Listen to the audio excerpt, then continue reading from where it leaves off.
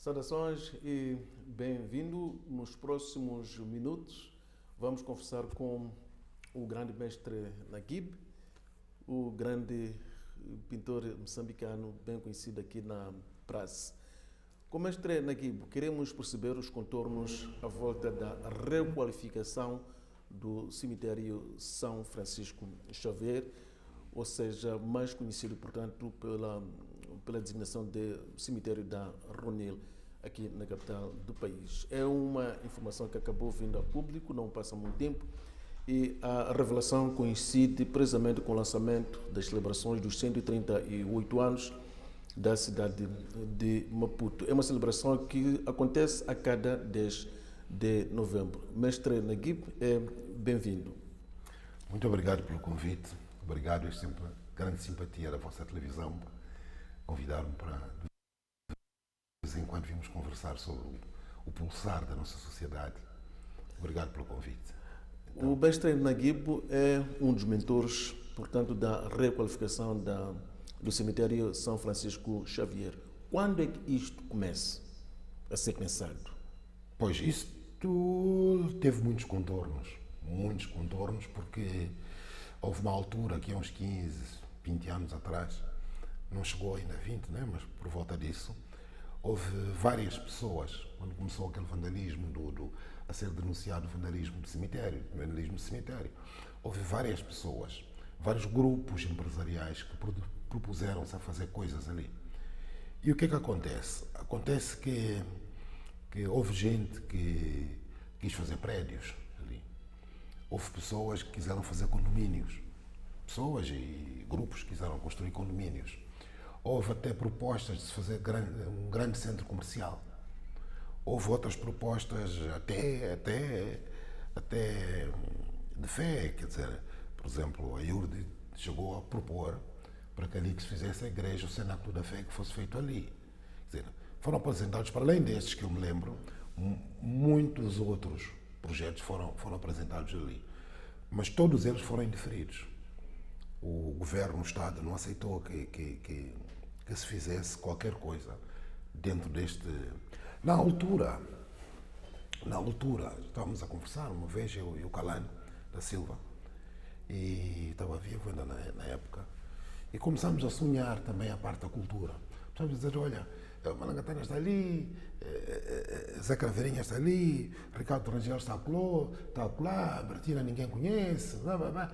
Que tal nós fazermos um espaço que seja uma enciclopédia cultural nacional? Então começámos a sonhar à volta disso. Teríamos ali fazer convergir toda a cultura moçambicana, não só a cultura de Maputo, mas a cultura do país, para um único lugar, um espaço em que fosse uma referência tanto no país como internacional. E o que é que nós queremos dizer com isso?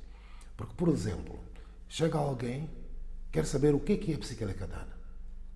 Não tem quem explique. O que é a escultura Maconde?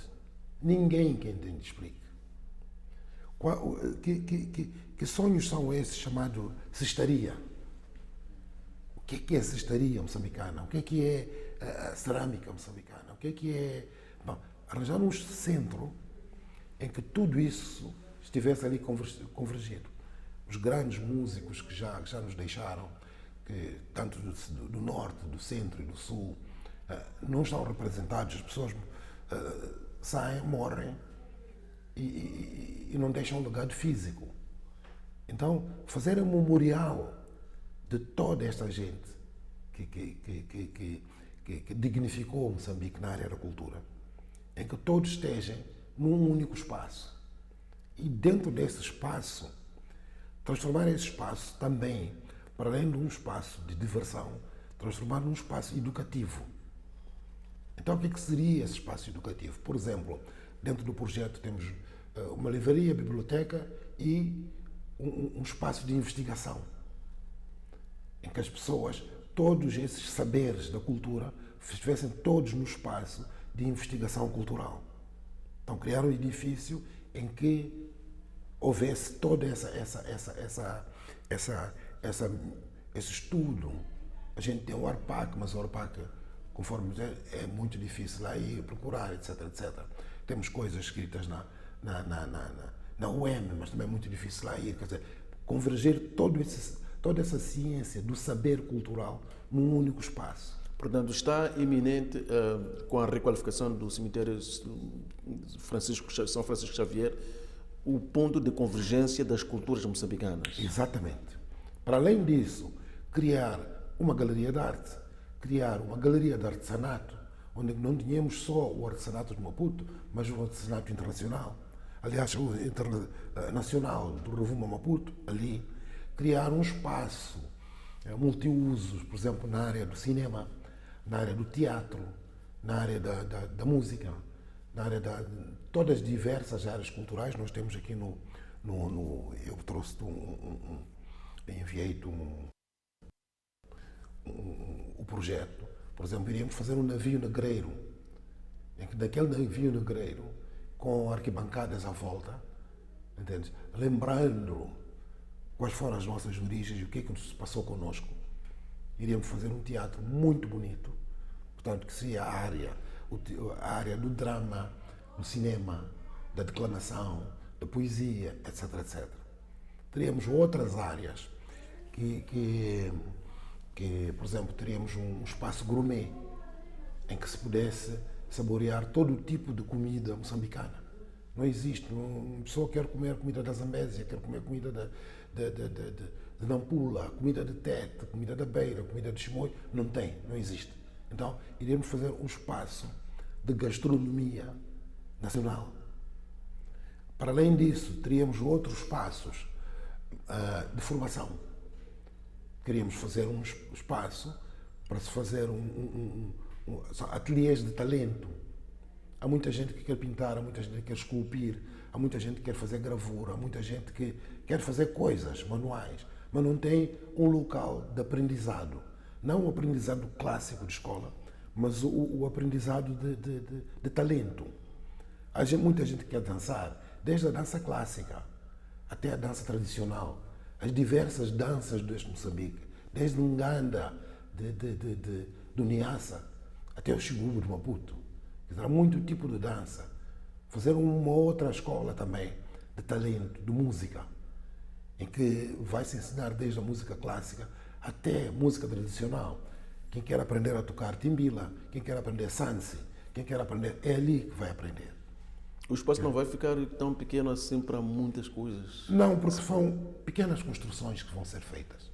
Não uma única construção, não uma coisa... Não. São pequenas construções que se vão fazer lá dentro, de forma que o empresariado nacional tenha a capacidade de investir naquele espaço. Portanto, não são dinheiros de ninguém, nem são financiamentos de ninguém que vão entrar ali. São financiamentos do próprio moçambicano, que quer investir na cultura. Amanhã o Manjate diz, olha, eu quero fazer uma escola de dança. Então nós temos, os nossos arquitetos criaram a escola de dança, vão-te fornecer o projeto. Olha, a escola é esta. Alguém quer abrir um restaurante, um restaurante gourmet, não sei o quê. Então vamos buscar o nosso projeto e dizer, é este restaurante. Então a pessoa constrói com o seu dinheiro. Depois de estar construído com o seu dinheiro, antes de construir, faz um contrato com o município de Maputo e ele, durante X anos, paga uma renda simbólica ao município de Maputo. No final de estar coberto o seu investimento, começa a pagar uma renda ao município de Maputo para dar continuidade àquilo. Portanto, não existe assim financiamentos para fazer. Não existe retalhar o terreno para fazer talhões. Não é nada disso.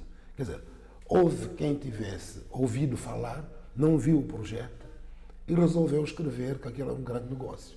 Não é um grande negócio. A cultura nunca foi um grande negócio. Mestre Naguib, portanto, por uma questão mesmo de justiça, vamos clarificar. Este pensamento pertence ao mestre Naguib e ao escritor Calan da Silva, Deus que o tenha. Exatamente. E dura há cerca de 15 anos. Sim. Entretanto, deixa-me voltar aqui atrasado. Entretanto, no primeiro mandato do presidente Comiche, quando começou as pessoas a falar que aquilo era não sei o quê, não sei o quê, e havia os 100 anos, uns 2 ou 3 anos, dos 100 anos de Eduardo Mondlane, ele pediu-me, chamou-me e pediu-me para eu fazer um mural naquele muro pequenino. Eu disse, olha, presidente Comiche, o Eduardo Mondlane é grande, não posso fazer um mural com 2 metros de altura. Fica ridículo. Era necessário que nós fizéssemos um mural, de facto, grande, pomposo, que dê dignidade à Avenida Eduardo Mondlane. E então o que é que aconteceu? Aconteceu que eu fui desenhar, ele concordou perfeitamente comigo, eu fui desenhar o mural. Mural que conta a vida de como Moçambique era antes da chegada do colono, chegada do colono, escravatura, resistência, PIDs, etc, etc. E depois, unidade nacional, início da luta armada, primeiro e segundo congresso, até a morte de Eduardo Mondlane. Então, tem toda a vida resumida, um resumo, de vida e obra de Eduardo Mondlane. Portanto, estaria virado para Eduardo Mondlane. É um painel que tem picos de 7 metros de altura e tem 250 metros de comprimento. Então, como o Eduardo Mondlane hoje é figura nacional, fundador da Frelimo, primeiro arquiteto da Unidade Nacional, esse projeto teve de ir a todos os espaços do partido. Então eu fui chamado para responder sobre aquilo. Fui chamado para o Comitê da Cidade, fui chamado para o Comitê de Verificação, até para a Comissão Política. Para defender o projeto. Para defender o projeto. E houve algumas ratificações, uns quiseram que Moçambique, como era antes, uns acharam que aquele pastor que eu pus era muito jovem, eu preciso um indivíduo com 8, 10 anos de idade. Houve muita discussão no painel, até que finalmente o painel foi aprovado por todo o mundo. E muitas vezes, por exemplo, na Comissão Política, foi aprovado por aclamação. Foi aclamado. Na Comissão de Verificação também foi aclamado por toda a maioria. Então, aí tinha começado o projeto, portanto, de Eduardo Mondlane, virado para Eduardo Mondlane. Foi quando então o presidente Comiche disse, olha, há também o projeto da parte de trás do cemitério. Então, seria oportuno nós juntarmos os dois projetos. Juntarmos os dois projetos de forma que enquanto nós fizéssemos o mural, também começássemos com o projeto, portanto, do cemitério. Trabalhou-se mais naquele projeto, voltámos a trabalhar, fizemos consultas, fizemos pesquisas, fomos saber os nomes que ali estavam, fomos ver os livros antigos.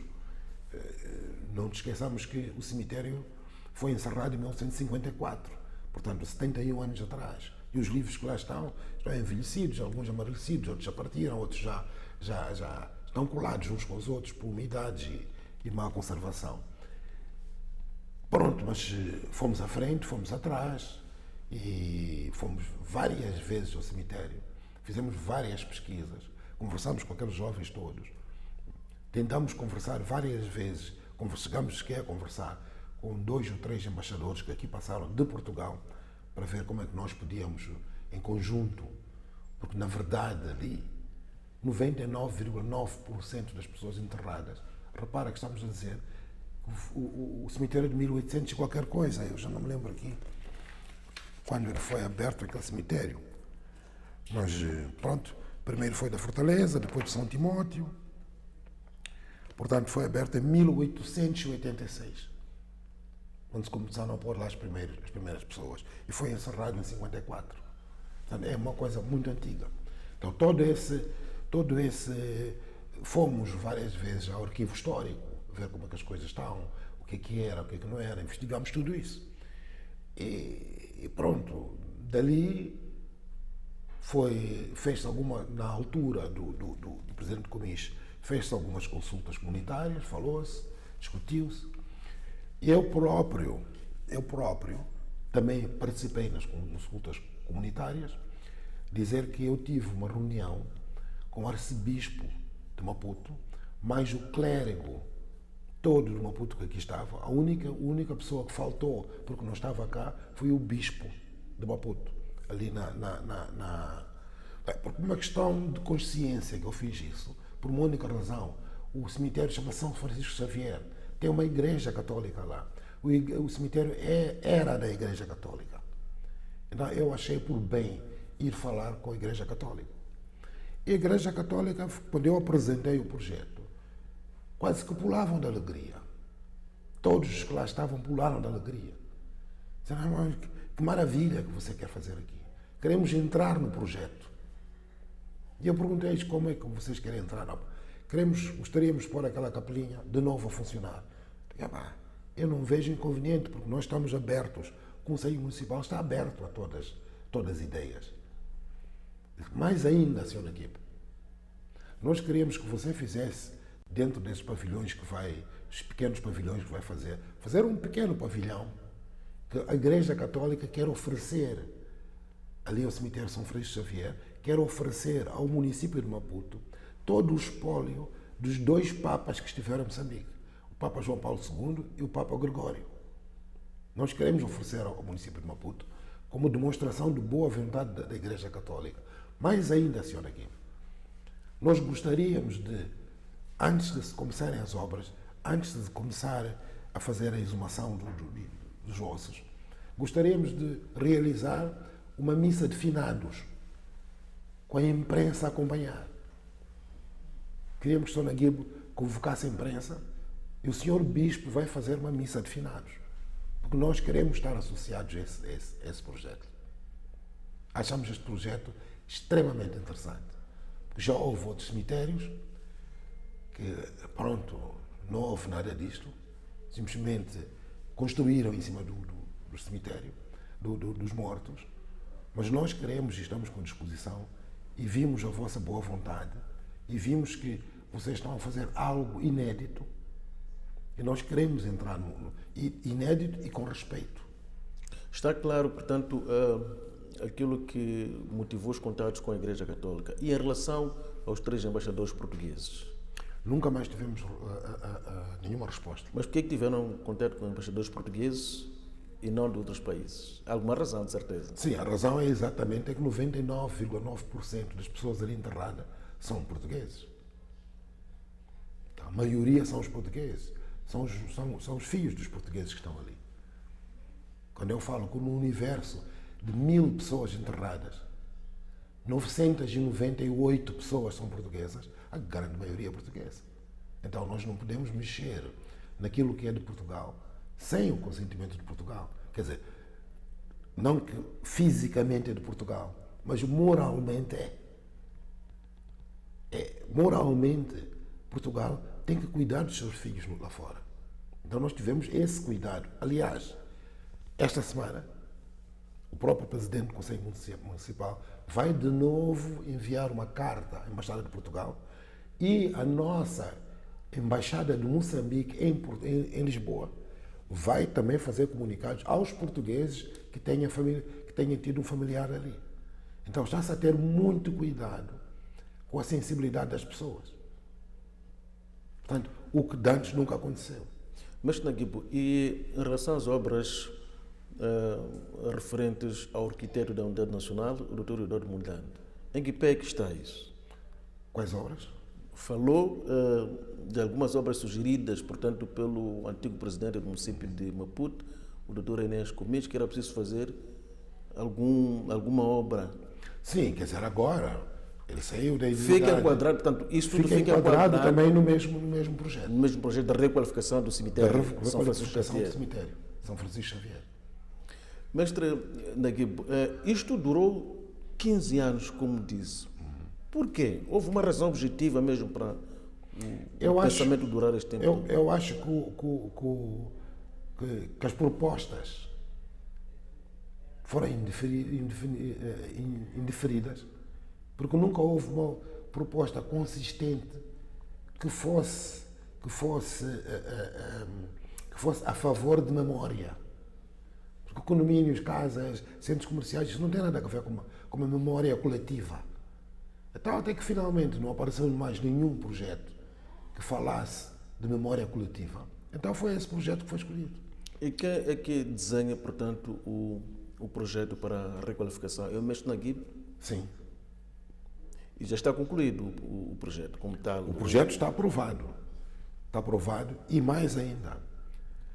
Quando começamos a fazer as consultas comunitárias, já fizemos 3 ou 4. Uma com o arcebispado todo, outra com as comunidades de todos os bairros de Maputo. Estava cheio a escola comercial. Estava cheia. E houve muito palmas. As pessoas amaram esta requalificação. Outra com a comunidade católica, que fizemos na semana passada. Esta semana vamos fazer com as comunidades que vivem ao redor do cemitério. Então, estamos a ter todos os cuidados possíveis e imaginários a fazer este projeto. E este projeto, em algum momento eu pus em algumas redes sociais minhas, a partir de ontem, porque ninguém o conhecia. Quer dizer, em termos da comunidade inteira não conhecia. O presidente Razak Manique requalificou, avançou, agora está a mostrar o projeto às pessoas. Só que as pessoas, algumas pessoas de más intenções, sem conhecer o projeto, tentam, vai ver essas mesmas pessoas, são pessoas que defendem o contrário, que querem condomínios que têm essas coisas. Então estão a tentar deitar abaixo desse projeto. Portanto, eles têm outros interesses que não o interesse cultural. Não sei se estão a perceber. Mas, voltando aqui atrasado, podemos dizer, eu posso lhe garantir, por exemplo, que no tempo colonial, o local, os africanos, os moçambicanos, o indígena, como eles nos tratavam, não tinha cemitério. Não havia cemitério indígena. Tinha os cemitérios coloniais, em que o local, o indígena, não podia ser sepultado lá. Então, onde é que nós nos sepultávamos? Alguns sepultavam-se nos quintais. Outros, onde havia tufos de árvores, coisas assim, faziam um cemitério comunitário. Nunca houve um cemitério para moçambicano. O governo colonial nunca criou. O que é que acontece em 54? A missão suíça achou que era indigno o que estava a acontecer, porque a cidade, não nos esqueçamos que a cidade era só a Baixa de Maputo, e um pouco mais. Nem sei se chegava a 24 de julho. Então, todas essas áreas à volta, portanto, estamos a falar em Machaquene, Camachaquene, Capulana, Cambuquane, Camfumo, tudo era mato, onde estava lá a comunidade. E a comunidade tinha os seus cemitérios. E à medida que a cidade de Maputo, a antiga Lourenço Marques, começou a crescer, começaram a construir em cima das campas, acima dos cemitérios dos moçambicanos. Sem nunca foi o apagar da memória. Sem nunca levar em conta que ali havia comunidade.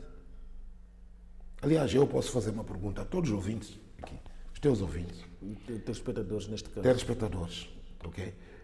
Camachaquene, Capulana, Cambuquane, Camfumo, eram os reis dessas áreas.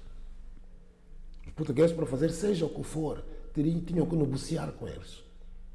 Eram os reis dessas áreas. Agora eu faço a seguinte pergunta. Onde é que está o túmulo do Machaquene? Onde é que está o túmulo do Capulana? Onde é que está o túmulo do Camfumo? Onde é que está o túmulo do Cambuquane? Não é só a pessoa. A pessoa, as suas esposas na altura, a sua nobreza que lhe acompanhava. Onde é que está na cidade de Maputo um túmulo desses? Há pessoas que têm nome de ruas. que nós conhecemos o túmulo e a sua história. Mas agora há pessoas que têm nome de bairro inteiro e não têm túmulo. E não conhecemos. Então o que é que eu quero dizer com isso? Quem nunca respeitou a morte não fomos nós. Nós respeitamos a morte. Por isso é que primeira coisa que vai acontecer, espero que a cooperação portuguesa esteja a ouvir, que nos ajudem a fazer um ossário. Não é, nós podemos fornecer o projeto, mas eles têm experiência, podem eles fazer o projeto. Por nós está perfeito. Não estamos a pedir dinheiro, ninguém está a pedir dinheiro aqui. Não está dinheiro em causa. O que está em causa é memória. Ninguém está aqui para bisar nada. Ninguém está aqui na bolada. Ninguém, não existe. Se os portugueses acharem simpático o projeto e nos ofereçam um ossário, nós agradecemos. Nem queremos saber quanto é que custou, nem quem foi que fez. Mas há muitas empresas portuguesas aqui que podem nos ajudar a fazer isso. Grande mestre, em termos concretos, o que é que na verdade vai acontecer naquele local? Mas é isso que eu te falei, o Memorial da Cultura.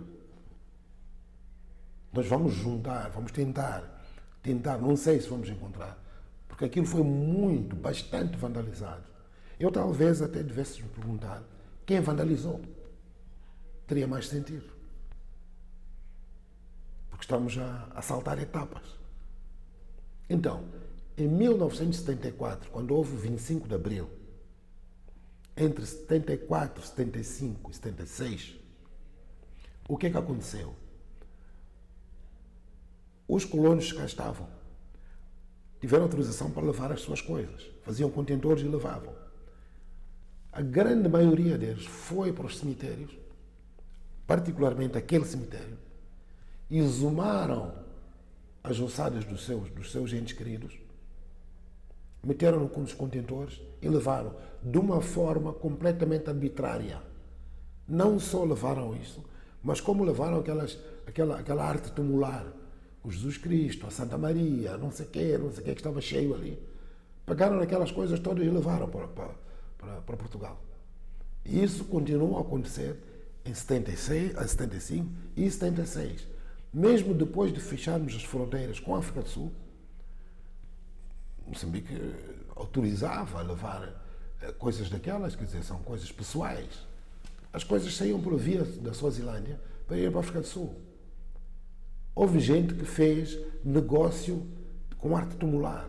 Então, destruíram completamente aquele cemitério. Nós tentamos muitas vezes, na altura, a igreja também estava numa maré que não sabia ao certo como lidar com Moçambique, porque foi uma altura em que se nacionalizou o ensino. O ensino, a Igreja Católica tinha muitas escolas, como o 8 de Março, etc, por aí fora. E muita coisa, com mais de 100 anos, também foi nacionalizada. Então também a igreja lavou as mãos. Então ficou aquele abandono. E na altura, estamos a falar do período pós-independência, 76, 77, 78, 79, que houve aquela guerra tremenda não sei como que vou chamar. Dos 16 anos? Dos 16 anos. Que o Estado também não teve como cuidar daquele espaço. Então o espaço ficou abandonado. Portanto, quando fala da vandalização, não se refere a malfeitores que pululam por aquele local? Não, isso é agora. A vandalização começou em 1974, 75, 76. Quem arrebentou com aquele cemitério foram os portugueses. Não foram os moçambicanos. Tira isso da cabeça. Quem foi tirar de uma forma descontrolada as ossadas todas, quem foi tirar os santinhos todos, foram os portugueses que meteram dentro dos contentores e que levaram para Portugal. Não, ao contrário do que muita gente pensa, de que quem foi que vandalizou aquele cemitério foram os moçambicanos. Em nenhum momento os moçambicanos vandalizaram aquele cemitério. Os moçambicanos têm muito, como é que eu vou dizer? Têm muito respeito pela morte, têm muito respeito pelo defunto. Os moçambicanos, às vezes, quando passam ao pé de uma campa, contornam a campa, não só. Quanto mais ir arrancar. Não foi, de jeito nenhum moçambicano vandalizou aquele cemitério. Portanto, é preciso que fique bem claro isto. Os moçambicanos têm muito respeito pela morte. Entretanto, a sociedade na atualidade vive situações, por exemplo, somos brindados com imagens até de crianças a lixarem polícias. Estou a trazer este exemplo só para elucidar a gravidade, portanto, das mudanças. Das mudanças que estão a acontecer. Está certo. Está certo, porque tudo isto, tudo o que aconteceu desde a Guerra dos 16 anos, acaba a Guerra dos 16 anos, começa uma violenta, um violento capitalismo selvagem, em que vale tudo, apropriação do Estado, apropriação de bens do Estado, em que se atropela tudo, uma grande corrupção que foi implantada aqui, que até ao nível do judiciário deixou de haver crédito. Hoje já ninguém acredita no judiciário, já ninguém acredita na polícia, já ninguém acredita, quer dizer, a sociedade precisa de acalmar. A sociedade precisa de acalmar. E aqueles que estão na corrupção precisam de ser apontados o dedo para ver se a gente acalma um pouco isto. Porque, de facto, a sociedade está violenta. Toda a gente que sai à rua hoje sai e não sabe se volta para casa. Eu saio, venho aqui à tua televisão. Eu não sei se é de chegar a casa. E não podemos viver assim. Nós temos que ter rotinas de vida. Os nossos filhos têm que ter uma rotina de sair de casa, ir à escola, almoçar, voltar, à tarde estudar, à noitinha tomar um banho, dormir, no dia seguinte a mesma coisa. Não pode um pai mandar um filho sem saber se o filho volta, se o filho vai ser raptado. Não pode, não faz sentido. É preciso que a quem de direito que está a governar o país veja essas coisas e ponha a mão na consciência. Quando a morte se banaliza hoje, quando se queima alguém por um pequeno furto, hoje, pessoas que raptam outros para vender órgãos humanos, não pode, não faz sentido. Quem governa deve fazer alguma coisa. E Exatamente. qual é o papel da família? Diga? Qual é o papel da família? O papel da família é um papel de educar as pessoas. Mas como é que tu achas que numa sociedade violenta, em que o pai perdeu, quer dizer, já não tem noção se vai trazer comida em casa ou não, a mãe também que vai para o mercado não tem noção se vai vender ou não. As famílias hoje estão mais focadas na sobrevivência, em trazer um pouco de comida para casa. Não? Às vezes fica negligenciada a educação da criança. É muito difícil hoje para tu conseguires educar uma criança, tens que ter o mínimo de estabilidade. Qual é a estabilidade que as famílias hoje têm? Não têm estabilidade. Tu ouves, até a nível de Estado, 2, 3, 4 meses de salários em atraso, 2, 3 meses, 1 ano sem pagamento de horas extras. Qual é a moral que a pessoa tem para fazer coisas? Quando a requalificação do cemitério de São Francisco Xavier estiver um dia concluída, aquela zona vai manter a mesma face ou muda alguma coisa? Não, vai mudar completamente. Vai mudar todo como é que eu vou dizer? Todo o valor arquitetônico daquela área toda vai mudar.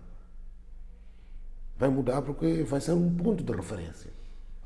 O maior ponto de referência da cidade de Maputo vai ser ali. Então toda a arquitetura à volta vai mudar. Vai mudar não só no aspecto, não só no aspecto visual, mas no aspecto econômico. Até não vai ser barato viver naquela área. Porque é uma área muito procurada, é uma área de prestígio. Porque também não nos esqueçamos que dentro do projeto também está contemplado um parque de estacionamento a toda a volta, mesmo lá dentro, está contemplado tudo isso. Porque é desses pequenos ganhos que o município vai viver.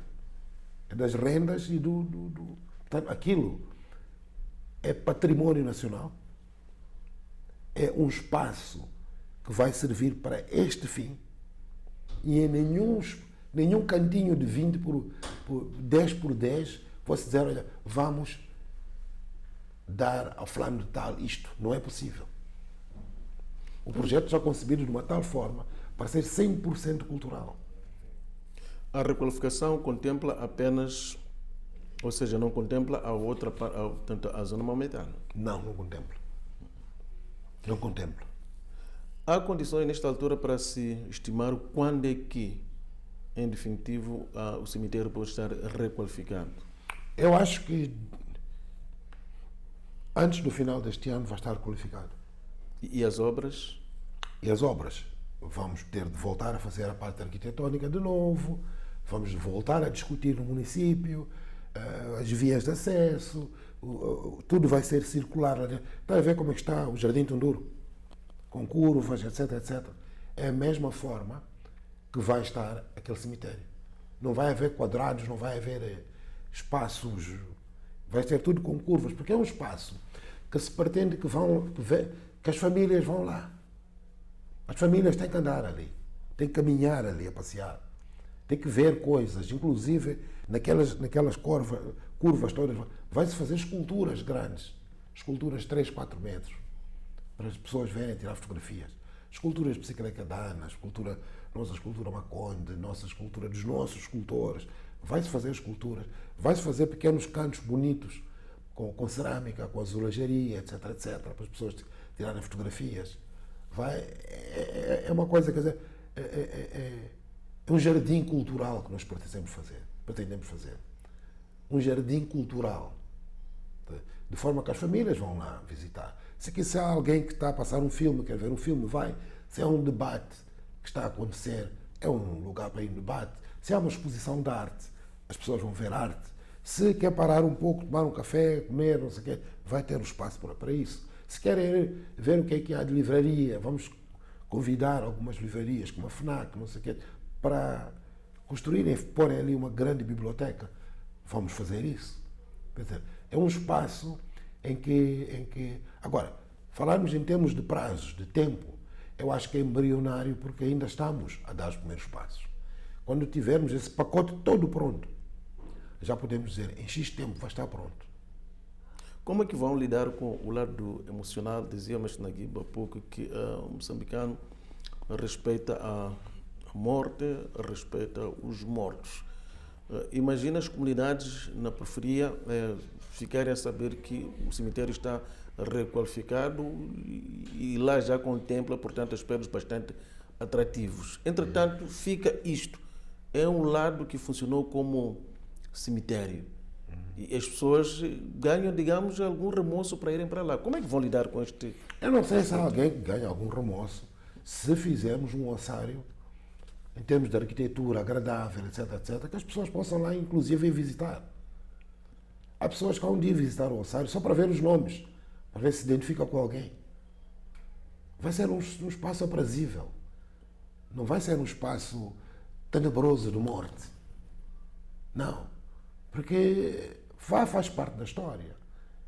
Portanto, aquilo foi encerrado antes de eu nascer.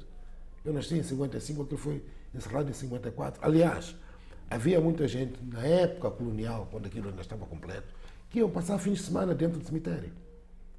Não sei se sabes que em toda a parte do mundo, mesmo nos Estados Unidos, Brasil hoje, na Europa, há pessoas que vão passar o fim de semana dentro dos cemitérios. Vão fazer piqueniques, levam suas comidas, não sei o quê, e ficam dentro do cemitério. Então, qual é o problema de ficar ali dentro do cemitério? Eu não vejo qual é o problema. O que eu vejo, e gostaria muito, muito mesmo, faço um apelo agora no teu canal, para que as pessoas acrescentem mais valias no projeto. Que escrevam, que digam, não, talvez podemos pôr mais isto, pudéssemos pôr mais este elemento, mais aquele elemento, para enriquecer o projeto e não fazer o inverso. Se quer fazer o inverso, está bem, apresente o seu. Se for melhor o seu, vai ser aprovado. Mas não plagie nem copie o meu, porque o meu tem direitos autorais. Está registrado nos direitos de autor. Faça o seu e apresente o seu. O município está aberto a isso. Ainda dias atrás estive a falar com o vereador da Cultura e ele disse, Naguib, se alguém aparecer com um projeto melhor que o teu, nós vamos submeter às comunidades. Nós vamos ver primeiro se aprovamos aqui. Se não aprovar, se aprovarmos, vai ser para as comunidades. Portanto, para a parte que me compete, que me cabe, eu gostaria que as pessoas acrescentassem mais valia ao projeto. Mas, Naguib, como disse no início, fazemos esta conversa a propósito... Depois é preciso É preciso que fique bem claro que eu ali não vou mexer em dinheiros. Eu ali não vou gerir nenhuma casa, não vou gerir nada do que está ali. Não vai vender o projeto? Não vou vender o projeto. Eu ofereci o projeto ao Conselho Municipal. Eu ofereci o projeto ao Conselho Municipal. Eu não ganhei um centavo, nem vou ganhar e nem pretendo ganhar. Agora, se eu fizer um mural, eu vou cobrar para o meu mural. Eu vivo da arte. Se eu vou pôr a minha arte ali, eu vou cobrar a minha arte. E digo mais, não vou cobrar ao Conselho Municipal. Vou cobrar ao investidor que queira um grande coisa de azulejo escrita: a empresa tal ofereceu à comunidade de Maputo este projeto, mais nada. Então é meu trabalho que eu vou estar ali 4, 5, 6 meses a fazer um mural. O resto, eu ofereci ao Conselho Municipal. Não quero entrar no projeto. Não é minha ambição entrar no projeto. Nem quero nenhum espaço lá dentro. Estás a entender? Portanto, é preciso que fique bem claro isto. Não é ali o Naguib ofereceu o projeto ao Conselho Municipal, eventualmente o Conselho Municipal lhe chama para saber detalhes, pormenores, e eu vou lá com todo o prazer. Mas não tem ali Naguib a mistura com dinheiro, não. Esquece. Não entro nisso. Nem tenho idade para isso. Temos fé que o Conselho Municipal vai saber agradecer na hora. Mestre Naguib... E digo-te mais. Sim, eu já fiz murais de rua a convite do Presidente do Comis. Vou dizer assim publicamente. Eu fiz aquele mural com 1 quilômetro de comprimento em que o município não entrou com um centavo. Fiz vários murais na cidade de Maputo em que o município não entrou nem um centavo. Fui pedir às empresas para pagarem aos jovens e comprarem azulejos. E fiz montes de coisas aqui na cidade. Alguns que eu cobrei nem me pagaram. Que é o caso da UP, vista aquela polêmica. Até hoje, passam 16, 17 anos e nunca me pagaram. Porque já tenho tradição de não ser pago. Então, o que é que eu quero dizer com isto? Eu, Naguib, nunca fui oferecido um talhão de 15 por 20, pequenino, na Catembe, dizer, Naguib, ok, obrigado pelos murais, está aqui o mural. Nunca. Estou a dizer, repito, olho até para a televisão. Eu nunca recebi nada do Conselho Municipal. Nem um talhãozinho, nunca recebi. Mas, Naguib, fazemos esta conversa, como dissemos no início, a propósito do anúncio público, finalmente, da requalificação do cemitério São Francisco Xavier. E isto acontece precisamente no âmbito das celebrações dos 138 anos da cidade de Maputo. Dissemos que a cada 10 de novembro a capital do país celebra o seu aniversário. Vamos lhe dar a oportunidade de poder partilhar a sua visão sobre aquilo que é a nossa cidade de Maputo hoje. Bom, é um bocado complicado, sabes, falar-se da cidade de Maputo hoje. Porque para mim, se me dissesse assim, Naguib, qual é a prioridade neste momento para a cidade de Maputo? A sua visão tem de passar necessariamente pela indicação daquilo que na sua ótica são as prioridades ou é a grande prioridade para a capital do país? Para mim, a grande prioridade para a capital do país é o saneamento. É o saneamento, principalmente das águas fluviais na periferia da cidade. Se eu fosse presidente do Conselho Municipal, eu não dormia enquanto não tivesse um projeto de drenagem de todas as águas à volta da cidade de Maputo. Não faz sentido cada vez chega a época da chuva, as casas encherem-se de água. As crianças terem de pôr plásticos e andar com água pela cintura para ir à escola. Não faz sentido. Para mim não faz sentido. Para mim a grande prioridade não é o asfalto. Para mim a grande prioridade é a periferia. Portanto, eu penso que o município está a lutar para que isso aconteça, né? Mas eu acho que devia fazer mais esforço ainda. Mais esforço ainda para tirar as pessoas da água. Você entende o que eu estou a dizer? Chamar, pedir socorro aos holandeses que têm experiência para virem aqui estudar, para virem ver como é que nós podemos drenar a água da cidade. Aí, a seguir, a prioridade seria a cidade de Maputo. Primeiro, o grande Maputo precisa de ser drenado. Segundo, a cidade de Maputo precisa de um saneamento a sério. Saneamento de meio a sério.